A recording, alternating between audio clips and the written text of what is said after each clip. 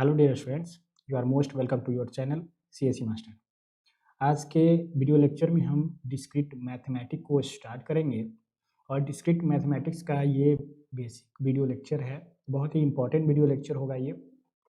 अगर आप discrete mathematics में कुछ नहीं जानते हो, सेट क्या होता है, रिलेशन क्या होता है, फंक्शन क्या होता है, ग्रुप क्या होता है, ये सब अगर आपको कुछ नहीं पता है तो आप इस वीडियो लेक्चर को फॉलो कर सकते हो और इस पूरे वीडियो लेक्चर सीरीज को ही फॉलो कर सकते हो, क्योंकि डिस्क्रीट मैथमेटिक्स का मैं एक वीडियो लेक्चर सीरीज ला रहा हूँ जो कि थर्ड सेमेस्टर कंप्यूटर साइंस का सिलेबस है। ठीक है, तो कंप्लीट सिलेबस है डिस्क्रीट मैथमेटिक्स का। यही सिलेबस आपको बीटेक में थोड़ा सा ज़्यादा सिलेबस के साथ एडवांस वर्जन में देखने को मिलेगा। अगर आप डिस्क्रीट मैथमेटिक्स अच्छे से समझ लेते हो तो कंप्यूटर साइंस में जितने भी डेटा रिलेटेड प्रॉब्लम्स हैं, जैसे डेटाबेस मैनेजमेंट सिस्टम में यूज किया जाता है, आर्टिफिशियल इंटेलिजेंस में जितने भी डेटा का डिस्क्रीट डेटा का यूज किया जाता है, वो सारा कॉन्सेप्ट डिस्क्रीट मैथमेटिक्स से ही आता है। तो चलिए स्टार्ट करते हैं डिस्क्रीट मैथमेटिक्स सेट के साथ।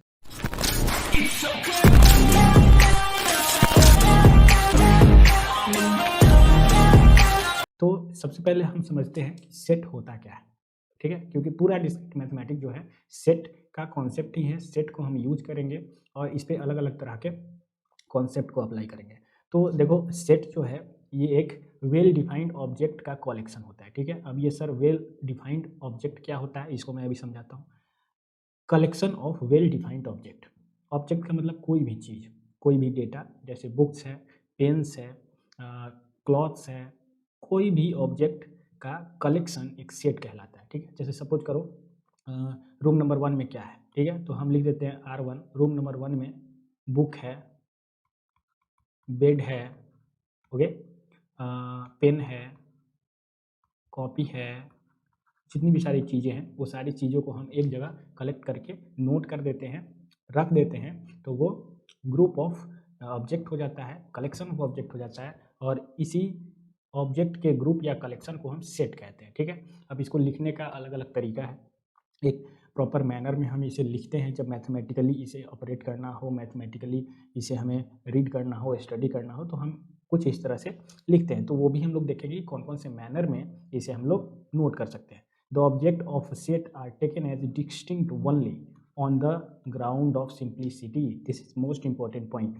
जो सेट में ऑब्जेक्ट्स होते हैं, जैसे ये एक सेट है तो सेट का ऑब्जेक्ट क्या है? बुक है, बेड है, पेन है, कॉपी है, ये सारे ऑब्जेक्ट हैं। तो इन सारे ऑब्जेक्ट को डिस्टिंक्ट लिया जाना चाहिए। हमेशा हमेशा एक कोई ऑब्जेक्ट एक ही बार सेट में लिखा हुआ होना चाहिए। जैसे बुक को हम रिपीट नहीं कर सकते हैं, बेड को हम रिपीट नहीं कर सकते, मतलब बेड को हम 2 बार नहीं लिख सकते हैं। ठीक, एक रूम में बेड है, चाहे वो 1 बेड हो, 2 बेड हो, 10 बेड हो, बेड ही है ना, तो उसे हम एक ही बार ग्रुप में लिखते हैं और सेट में मेंशन करते हैं। ठीक है, a set is frequently called a family और कलेक्शन ऑफ सेट। अब देखो, ऐसे ऐसे बहुत सारे सेट्स हैं और उन सारे सेट का अगर ग्रुपिंग किया जाए, उन सारे अगर सेट का कलेक्शन किया जाए, तो वैसे सेट को फैमिली और कलेक्शन ऑफ सेट के नाम से हम जानते हैं। ओके, अब थोड़ा सा, ये तो मेरे पॉइंट्स थे जो कि इम्पोर्टेंट हैं और इसलिए मैंने नोट किया था आपको क्लियर तरीके से समझाने के लिए। अब थोड़ा सा हम व्हाइट बोर्ड पे आते हैं। तो यहाँ से देखो, हम समझेंगे कि जो सेट होता है, ये सेट, दिस इज सेट, ये सेट हमने क्या बताया? Collection of distinct elements. ठीक है, हमने ये बताया, मतलब कि जो भी चीज़ें हैं, जो भी ऑब्जेक्ट है, ठीक है, यहाँ एलिमेंट या ऑब्जेक्ट हम लिख सकते हैं। जैसे हमने कहा कि हमारे जो लाइब्रेरी है, हमारा लाइब्रेरी है, लाइब्रेरी में कौन कौन सी बुक्स हैं, तो हम लिख रहे हैं मैथ, इंग्लिश, हिंदी, संस्कृत। ठीक है, मतलब ये क्लास 10th की बुक्स रखी हुई हैं, सोशल साइंस, इतनी सारी बुक्स हैं मेरे लाइब्रेरी में। तो हमने लाइब्रेरी के सभी बुक्स का एक ग्रुपिंग किया और मैथमेटिकली सेट के फॉर्म में कुछ इस तरह से लिख लिया, तो ये हो गया सेट। जैसे कोई ए सेट है, ए सेट में नेचुरल नंबर्स रखे हुए हैं 3, 4, 5 इनफाइनाइट। ठीक है, तो ये हो गया नेचुरल नंबर्स का सेट जिसे हमने ए कहा। देखो सेट को हमेशा कैपिटल लेटर से हम लोग मेंशन करते हैं, ओके, ये आगे के पॉइंट्स में से आएंगे, ठीक है। मान लो कोई दूसरा सेट है बी, जिसमें कि A B C D dash dash Z तक है, मतलब ये सेट ऑफ और कैपिटल इंग्लिश अल्फ़ाबेट्स हैं, ठीक है।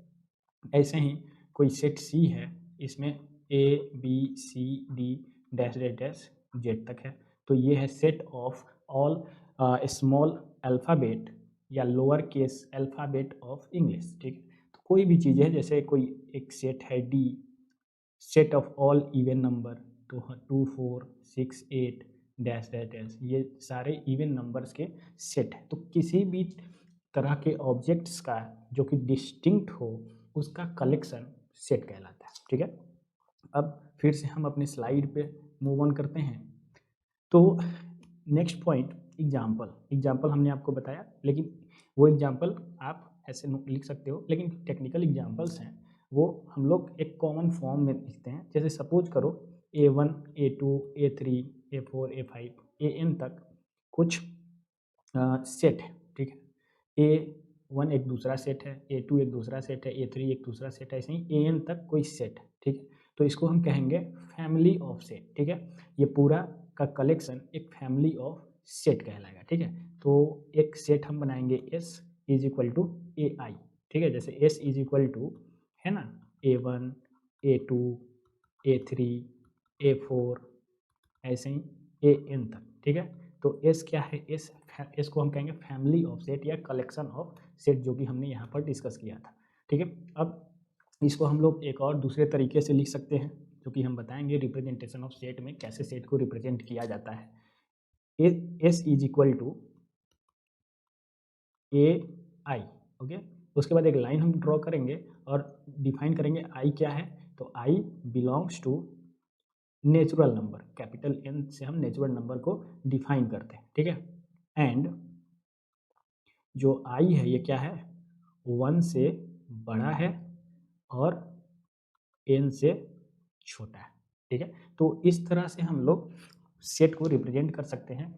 सेट को दो तरह से रिप्रेजेंट हम करते हैं, जो कि अब मैं आपको बताने वाला हूँ। एक होता है नॉर्मल सेट का जो रिप्रेजेंटेशन होता है टेबुलर फॉर्म, और दूसरा या उसी को कहते हैं हम सेट बिल्डर फॉर्म, और दूसरा सेट का रिप्रेजेंटेशन होता है जिसको हम लोग, इसको मैं इरेज कर देता हूँ, ओके।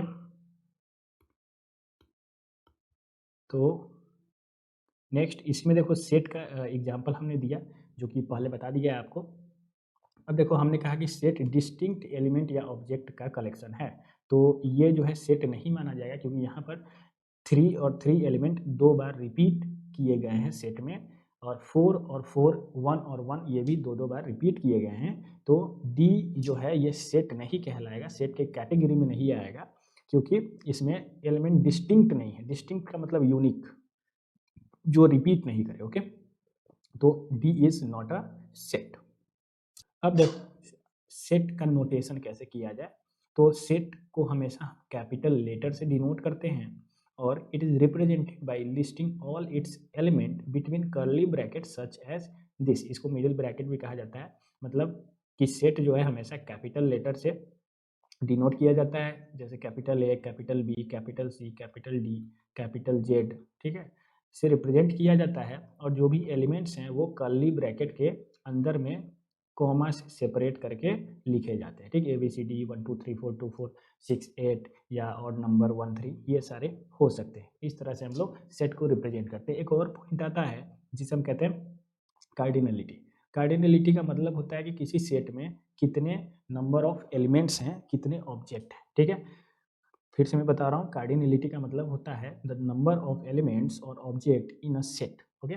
तो जैसे कि ये डी तो इनवैलिड हमारा सेट था, क्योंकि इसमें डिस्टिंक्ट एलिमेंट नहीं है, रिपीट कर रहे हैं एलिमेंट। सी एक वैलिड सेट है, इसमें देखो 1 2 3 4 टोटल कितने हैं, जो हमारे एलिमेंट है वो 4 है। तो cardinality NA is equal to 4 हो जाएगा, ठीक है। Number of element in set है, सॉरी सी होगा ये। ऐसे ही कोई सेट है, कोई सेट बी है, बी 2 4 6 8, ठीक है।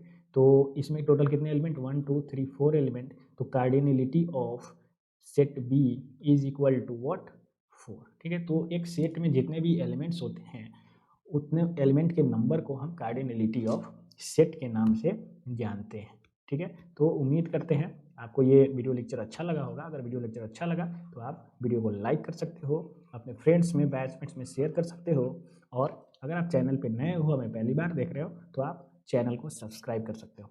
थैंक्स।